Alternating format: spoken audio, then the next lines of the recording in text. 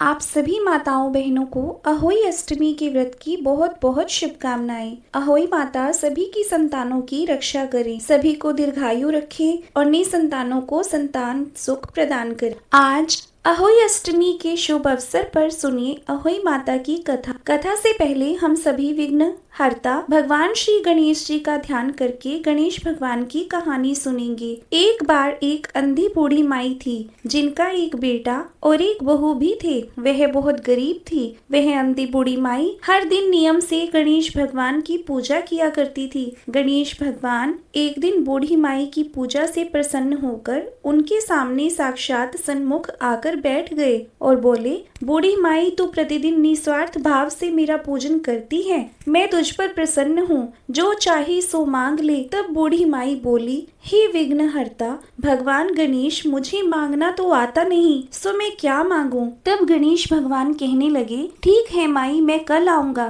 तब तक तू अपने बेटे बहू से पूछकर कुछ मांग लेना। ऐसा कहकर गणेश जी अंतर्ध्यान हो गए। तब बूढ़ी माई ने अपनी बहू बेटे से पूछा तो बेटा बोला, माँ धन मांग लेना। बहू बोली, माँ जी पोता मांग लेना। तब बूढ़ी माई ने सोचा कि बेटे बहू तो अपने अपने मतलब की बातें कर रहे हैं, इसलिए उस बूढ़ी माई ने अपनी पड़ोसन से जाकर पूछा। पड़ोसन कहने लगी, बूढ़ी माई तुम्हारी तो बस थोड़ी सी जिंदगी बची है, तू क्यों मांगे धन और क्यों मांगे पोता, तू तो केवल अपनी आंखों की रोशनी मांग, जिससे तेरा आगे का सारा जीवन सुख से व्यतीत हो। तब उन बूढ़ी माई ने बेटे बहू और पड़ोसन की बात सुनकर घर में जाकर सोचा कि ऐसा क्या मांगू जिससे बेटा बहू भी खुश हो जाए और मेरा भी भला हो जाए, मैं तो वही मांगूंगी। अब जब दूसरे दिन भगवान गणेश बूढ़ी माई के सन्मुख आए तो बोले, बूढ़ी माई मांग ले। गणेश भगवान के वचन सुनकर बूढ़ी माई हाथ जोड़कर बोली, हे विघ्नहर्ता, अन्न देवो धन देवो निरोगी काया देवो अमर सुहाग देवो दीदा घोड़ा देवो, सोने के कटोरे में पोते को दूध पीता देखूं, अमर सुहाग देवो और समस्त परिवार को सुख देवो, आपके श्री चरणों में मुझे स्थान भी देवो। बूढ़ी माई की बात सुनकर गणेश भगवान बोले, बूढ़ी माई तूने तो मुझे ठग लिया और कहती है कि मुझे मांगना नहीं आता, जो कुछ भी तूने मांग लिया अब वह सब कुछ तुझे मिल जाएगा। ऐसा कहकर गणेश भगवान वहीं अंतर्ध्यान हो गए। हे विघ्नहर्ता गणेश भगवान, जैसे आपने बूढ़ी माई को दिया वैसे ही इस कहानी को कहते सुनते और हुंकारा भरते सबको देना, वैसा ही सबको देना और सभी पर अपनी कृपा बनाए रखना। सभी प्रेम से बोलिए गणेश भगवान जी की जय। पौराणिक कथा के अनुसार एक बार एक साहूकार था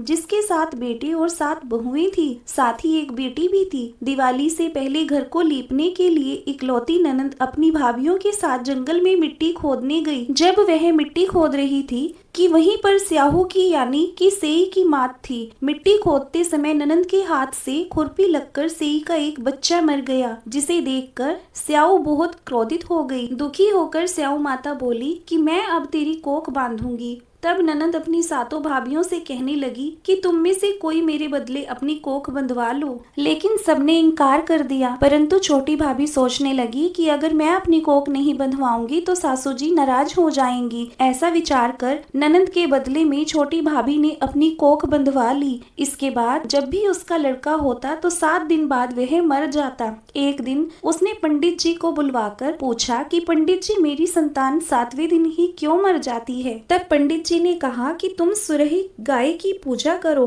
सुरही गाय की सेवा करो, क्योंकि सुरही गाय स्याऊ माता की सहेली है। जब वह तेरी कोख खोल देगी तभी तेरा बच्चा जिएगा। इसके बाद से छोटी बहू सुबह जल्दी उठकर चुपचाप सुरही गाय के नीचे की साफ सफाई करके आ जाया करती। गौ माता एक दिन बोली कि आजकल कौन मेरी सेवा कर रहा है, सो आज देखूंगी। एक दिन गौ माता खूब जल्दी उठ गई। क्या देखती है कि एक औरत आकर उसके नीचे गोबर आदि साफ करके चली जाती है। गौ माता उससे बोली, मैं तेरी सेवा से प्रसन्न हूँ, जो चाहे वो वर मांग लो। तब साहूकार की बहू बोली कि स्याहू माता आपकी सहेली है और उसने मेरी कोख बांध रखी है, सो हे गौ माता मेरी कोख खुलवा दो। गौ माता कहने लगी, बहुत अच्छा। अब तो गौ माता समुद्र पार कर अपनी सहेली के पास उसको लेकर चल पड़ी। रास्ते में कड़ी धूप थी, सो वे दोनों एक पेड़ के नीचे जहाँ पर गरुड़ पंखुनी का बच्चा था वहाँ बैठ गई। तभी थोड़ी देर में एक सांप आया जो कि गरुड़ और पंखुनी के बच्चे को डसने जा रहा था।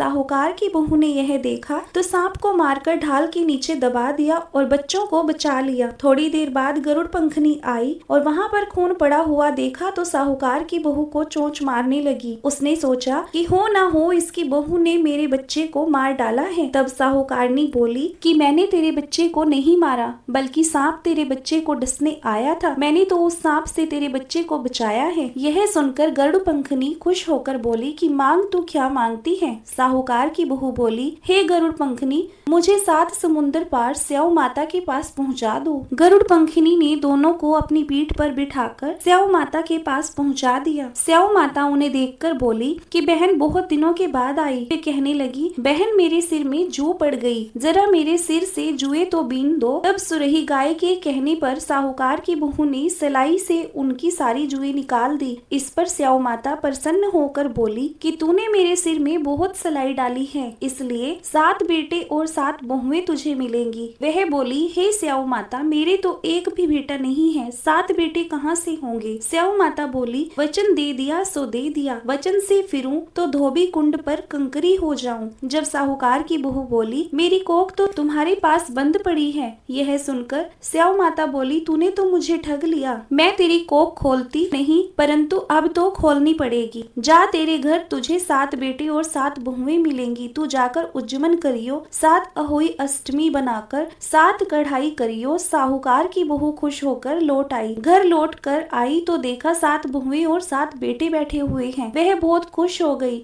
तब उसने 7 अहोई बनाई, 7 उज्जमन किए और 7 कढ़ाई की। रात के समय जेठानियां आपस में कहने लगी कि जल्दी जल्दी नहाकर पूजा कर लो, कहीं छोटी बच्चों को याद करके रोने न लग जाए। थोड़ी देर में उन्होंने अपने बच्चों से कहा कि जाओ बच्चों, अपनी चाची के घर जाकर देख कर आओ कि वह आज अभी तक रोई क्यों नहीं, क्योंकि हर साल अहोई अष्टमी के दिन छोटी बहू अपने बच्चों को याद करके खूब रोया करती थी। बच्चों ने जाकर देखा कि चाची तो कुछ कर रही है, खूब उज्जमन हो रहा है। यह सुनते ही जेठानियां दौड़ी दौड़ी उसके घर आई और जाकर कहने लगी, छोटी बहू, तेरी कोख तो बंधी हुई थी, तूने कैसे कोख खुलवा ली। तो वह बोली, तुमने तो कोख बंधाई नहीं, सो मैंने ही कोख खोल दी है। स्याहू माता ने कृपा करके मेरी कोख खोल दी है। हे स्याऊ माता, जिस प्रकार आपने मेरी कोख खोली, उसी प्रकार संतान सुख की इच्छा रखने वाली सभी महिलाओं की कोख भी खोल देना। संतान सुख की कामना रखने वाली हर महिला को संतान सुख देना और जिनकी संतानें हैं उनकी सभी संतानों की रक्षा करना। सभी प्रेम से बोलिए, अहोई माता की जय।